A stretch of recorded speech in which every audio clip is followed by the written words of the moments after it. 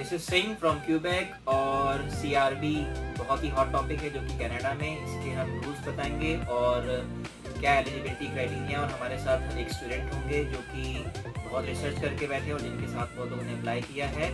Plus बहुत सारे rules अभी हुए हैं जो चेंज हुए हैं, वो आपको सारी डिटेल बताई जाएगी इस वीडियो में, तो स्टे ऑन रोड। सारी रिसर्च करी है, उसके साथ के बहुत सारे लोगों ने अप्लाई किया है, तो मैं इनवाइट करता हूँ मिस्टर पंडित भाई को अपने, और ये आएंगे और हमें याद बताएंगे। हाँ भाई,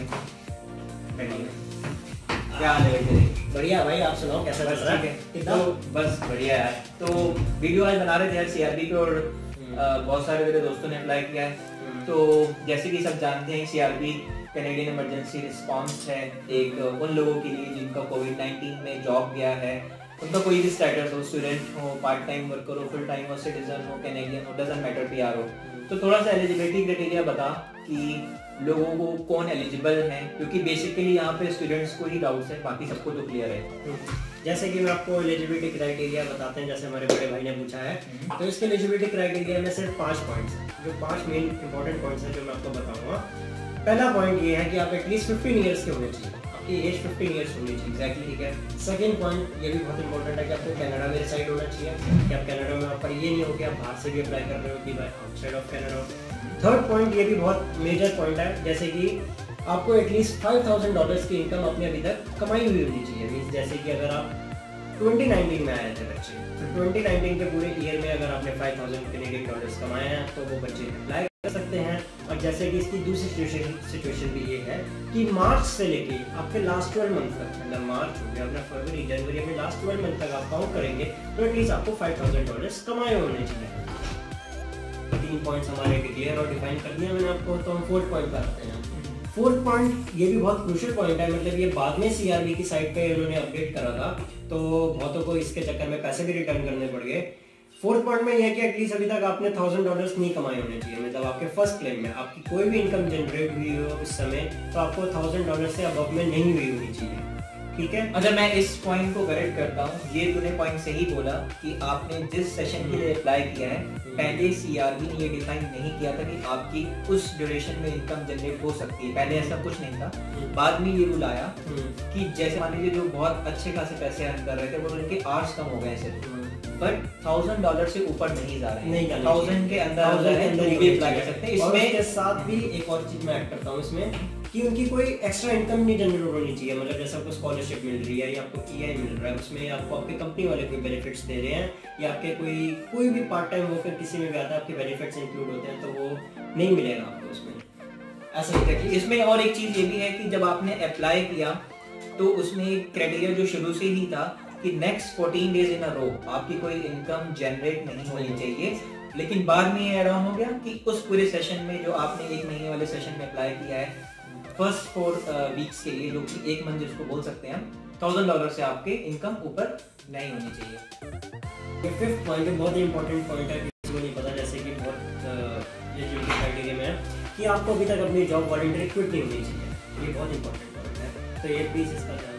अपने सारे पॉइंट्स कवर कर दिए एलिजिबिलिटी क्राइटेरिया में, बट एक पॉइंट थोड़ा सा और मैं इसमें ऐड ऑन करना चाहूँगा कि जो टोटल इनकम जनरेट है वो ऐसा नहीं है कि आपकी कनाडा में हुई हो लास्ट 12 मंथ में 2019 में, अगर आपकी आउटसाइड कनाडा में भी कहीं पे इनकम जनरेट हुई है तो आप उसमें सब में अप्लाई कर सकते हो, बट मे बी ऐसा मुझे लगता है कि आपको उसके लिए एक्सप्लेनेशन देना पड़ेगा। जैसे कि मान लीजिए अगर आपकी इंडिया में हुई है तो इनकम टैक्स रिटर्न उसमें फॉर्म होते हैं, आपके पास प्रूफ होता है, तो एक ये पॉइंट है, इसका ध्यान रखें। जिनका यहाँ पे नहीं हुआ है वो भी अप्लाई कर सकते हैं, बट आपकी आउटसाइड कनाडा पे भी 5,000 इनकम जनरेट होनी चाहिए डॉलर्स में। एरिया क्या है और किसको अप्लाई करना चाहिए, कौन इसमें कवर हो रहा है कि नहीं हो रहा। अब ये बता कि इसमें लोग अप्लाई कैसे करें, क्या ईज ऑफ मेथड है, जिनके पास सीआरए का अकाउंट नहीं है, जिन्होंने टैक्स फाइल नहीं किया, थोड़ा सा एक्सप्लेन कर दे। इनके लिए मतलब 2 तरीके के कहते हैं ऑप्शन है। पहला है अगर जिनके पास, जिन्होंने टैक्स फाइल करा हुआ तो उनके पास डेफिनेटली सीआरए का अकाउंट होगा, तो वो सीआरए के अकाउंट के थ्रू अप्लाई कर सकते हैं, ठीक है। सेकंड कंडीशन में आता है कि जो बच्चे लास्ट ईयर आए हैं, जिन्होंने टैक्स फाइल नहीं करा है अभी तक, तो उनके लिए ही ये ऑप्शन है कि उनको सबसे पहले तो एक नंबर है, उस पर कॉल करना पड़ेगा सीआरए के, उनको वहाँ पर अपना रेजिडेंसी अपडेट करना पड़ेगा। सबसे पहले आपको अपना रेजिडेंसी अपडेट करना पड़ेगा, और दूसरा उसके बाद आता है कि अच्छा, रेसिडेंसी वो लोग अपडेट करेंगे जिनका अपडेट नहीं है। हाँ नहीं, पर क्या कहते हैं आपको उनसे एक बार कंफर्मेशन लेनी पड़ेगी कि आपका अपडेट है या नहीं है। ऐसे ही जैसे मुझे कंफ्यूजन है, बहुत लोगों को और भी होगा। तो फिर उसके बाद वो आपको आपका डायरेक्ट बैंक डिपॉजिट का नंबर ले लेंगे, आप अपनी इन्फॉर्मेशन उनको बता सकते हैं। फिर उसके बाद डायरेक्ट आता है क्या कहते हैं automatic call number. Automatic call number में आप क्या कहते हैं जिनके पास CRA अकाउंट नहीं है, जैसे कि टैक्स फाइल नहीं करा हुआ, तो क्या कहते हैं ऑटोमेटिक नंबर लाइन पे कॉल करके अप्लाई कर सकते हैं। उनको जिस पार्ट का मीन्स चाहिए, मीन्स क्या कहते हैं अप्रैल मंथ का चाहिए, मई मंथ का चाहिए, मार्च मंथ का चाहिए, तो वो अप्लाई कर सकते हैं। एग्जैक्टली तो जो ध्रुव ने अभी बताया कि 2 नंबर्स हैं, एक जिस पे एलिजिबिलिटी क्राइटेरिया चेक कर सकते हैं और सेकंड जिस पे हम ऑटोमेटिक अप्लाई कर सकते हैं। इन दोनों नंबर को मैं वीडियो के डिस्क्रिप्शन में डाल दूंगा और आपको अगर उनसे कॉल करना है आप उसमें हेल्प कर सकते हैं। मैंने बहुत सारे पॉइंट्स कवर कर लिए, एलिजिबिलिटी और उसके बाद कैसे अप्लाई करना है। अब ये बता कि इसमें क्या कुछ डॉक्यूमेंट्स भी लग रहे हैं क्या? कुछ हमें स्पेशल डॉक्यूमेंट्स चाहिए कि सिर्फ हमें कॉल ही करना है? तो थोड़ा सा डिटेल में। इसमें ज़्यादा आपको डॉक्यूमेंट्स रिक्वायर्ड नहीं है, ओनली आपको क्या कहते हैं सिम नंबर चाहिए और बस खाली CRA या सर्विस कनाडा को एक बार कॉल करके आपका रेजिडेंस अपडेट होना चाहिए। तो बहुत इजी है, मतलब आप कोई भी अप्लाई कर सकते हो। सिर्फ आप या कनाडा में आए तो सिम नंबर सभी का होता है, यहाँ पे कोई बड़ी बात नहीं, सभी को पता है। सेकेंडली आप CRA में कॉल करो। अच्छा एक चीज और बता कि ये सब अप्लाई करना स्टार्ट हुआ है मार्च से अप्रैल का पहला सेशन था। अब ये कितनी बार अप्लाई कर सकते हैं, कितनी बार मैं $2000 ले सकता हूँ? ये बस मैक्सिमम 16 वीक्स के लिए होता है, मींस आपके 4 मंथ्स तक, 4 मंथ्स मतलब 16 वीक, मतलब 4 महीने। जैसे कि मार्च से अप्रैल पहला सेशन था, तो आप लगातार 4 बार कर सकते हो अप्लाई, या फिर छोड़ के भी अप्लाई कर सकते हो। आपकी मर्जी, आप पे डिपेंड कि आपको जितने चाहिए। अब आप ये नहीं बोलोगे कि आपको सारे इकट्ठे चाहिए। नहीं, मेरा मतलब कई लोगों का होगा ना, चिंटू मिंटू आपस में मतलब सब अप्लाई कर रहे हैं, चिंटू कर रहा है तो मिंटू भी करेगा।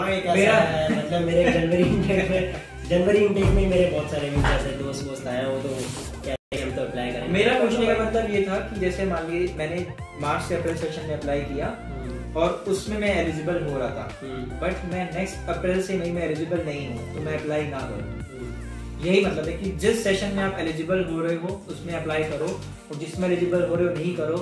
और सबसे एक रिक्वेस्ट है मेरी, बहुत लोग ये सोच रहे हैं कि मेरे $4900 हो गए हैं, $4999 हो गए हैं। CRA के पास, कनाडा रेवेन्यू के पास सारी डिटेल्स रहती हैं कि आपकी कितनी इनकम जनरेट हुई है इन कनाडा। तो अगर आपको लग रहा है कि आप 10% या 5% भी श्योर नहीं हो, या तो CRA पे कॉल करो, और अगर आपको खुद को लगता है आप एलिजिबल नहीं हो तो प्लीज अप्लाई मत करो। लास्ट पॉइंट ध्रुव ये है कि मान ली बहुत लोगों ने अप्लाई कर दिया है, ठीक है, मान ले चिंटू X अप्लाई कर चुका है और उसने गलत अप्लाई किया था। अब चिंटू ने गलत अप्लाई किया, उसके बहुत सारे मिंटू लाइन में लगे हुए हैं पीछे और मिंटू के पीछे उसकी सहेलियां लगी है ना, और मिंटू के पीछे उसकी सहेलियां लगी हैं, जो भी चले, मतलब सब कनेक्टेड रहते हैं। तो लोग गलत इन्फॉर्मेशन से कई बार अप्लाई कर देते हैं। अब उनको लग रहा है कि हमने गलत अप्लाई कर दिया, अब क्या किया जाए? तो इसका कुछ बता, कुछ ऑप्शन है क्या? इसके 2 ऑप्शन है। मींस अगर आपको लगता है कि आपको आप एलिजिबल नहीं है और आपने गलती से पेमेंट ले ली है इसकी, पहला ऑप्शन है आप अपने सीधा बैंक वालों को कॉल करो और बोलो कि पेमेंट रिवर्स करो। तो सिंपल है, इसमें आप पेमेंट रिवर्स कर दीजिए। और सेकंड ऑप्शन आपका ये है कि आप CRA की वहाँ पर लिंक पे जाएंगे, उन्होंने पूरा डिस्क्रिप्शन में दे रखा हुआ है कि इस एड्रेस पे आप अपना चेक ड्राफ्ट करके पोस्ट कर सकते हैं। तो बेसिकली मतलब हमें ये लगता है कि अगर आपने एलिजिबल नहीं थे और आपने अप्लाई कर दिया है और $2000 ले लिए हैं किसी भी सेशन के लिए, और अब आपको डर बैठ गया है कि आपने गलत अप्लाई किया है, हमें ये लगता है कि CRA ने ऑलरेडी अपने लिंक में, मतलब उनकी वेबसाइट में दे रखा है ऑप्शन कि आप कैसे रिटर्न करें। प्लस सेकंड ऑप्शन, मतलब हमें ये लगता है बैंक वाले से बोलें और उनको उस अकाउंट में ट्रांसफर करा दें, तो एक ऑप्शन आपके पास ये भी है। सो आई थिंक जो हमने सब कुछ कवर किया है, और हम मतलब मुझे लगता है चिंटू मिंटू जो गलत अप्लाई किए वो सही ट्रैक पे आ जाएंगे, और जिनको नहीं पता था उनको पता लगेगा। तो आप बताइए आपको वीडियो कैसा लगा। I think we have covered all the points. और अगर आपको कमेंट सेक्शन में कुछ पूछना है आप डाल सकते हैं, हम नेक्स्ट वीडियो बनाएंगे इसी से रिलेटेड होगी, जैसे AI है या CSB है। बट हमें आपका थोड़ा सा फेवर चाहिए, वीडियो लाइक करो और सब्सक्राइब करो। Thank you.